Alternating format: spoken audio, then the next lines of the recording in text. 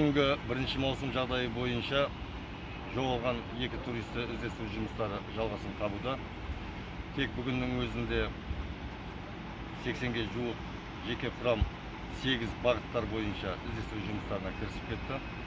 Сонымен қатар Қазавиақұтқару акционерлік қоғамының 2 тікұшағы аэровизуалды зерттеу және іздестіру жұмыстары жүргізілді. Осы іздестіру жұмыстарының нәтижесінде бүгін Өгем өзенінің үстінен